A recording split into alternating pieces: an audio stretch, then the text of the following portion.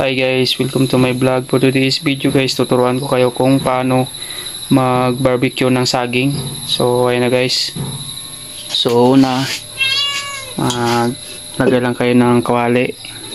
Ayan, painitin nyo muna guys.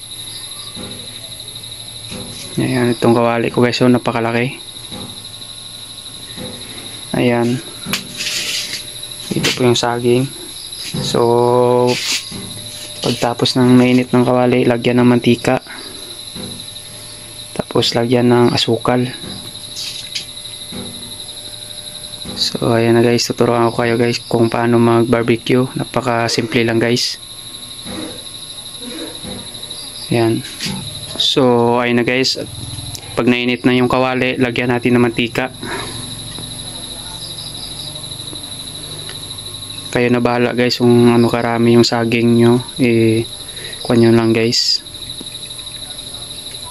pag tansyahin. Ayan, so yan, kulang pa yun sa akin, so dagdagan natin.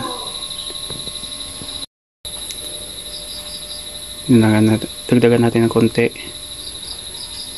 Yan, pwede siguro yan. So initin muna natin yung mantika guys bago natin ilagay yung asukal. So ayun na guys, lagyan natin ng asukal kasi nainit na yung mantika.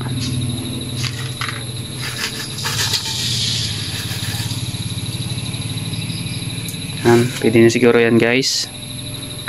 So dagdagan na lang natin pag kulang. Ayan. Tapos pag ganyan na guys, kuha tayo ng pangsandok.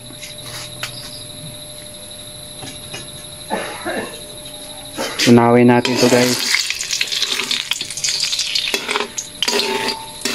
Yan, haluin lang natin para matunaw.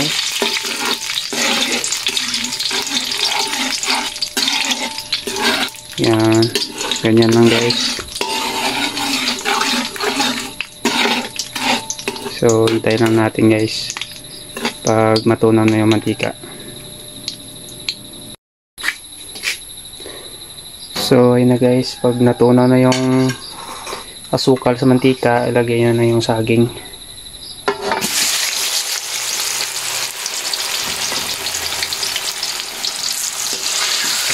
Haluin nyo lang guys para dumikit yung asukal sa itlang. Hirap talaga pag walang kamera sa'yo guys. Minsan na kayo guys. Haluin nyo lang guys.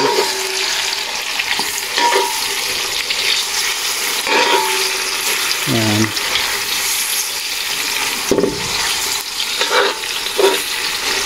Ganyan lang guys.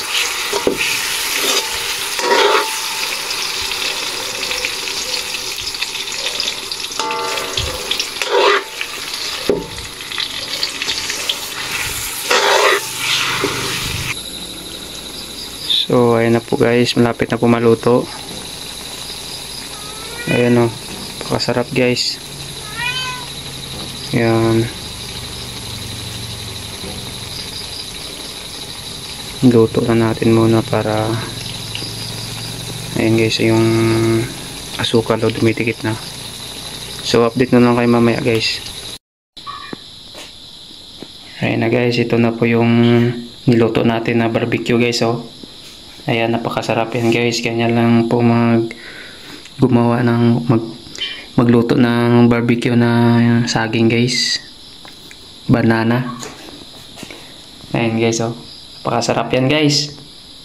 Ayan. Ayan guys, hanggang dito na lang yung vlog natin guys. Maraming salamat po sa panonood nyo guys. See you in next vlog. Bye bye.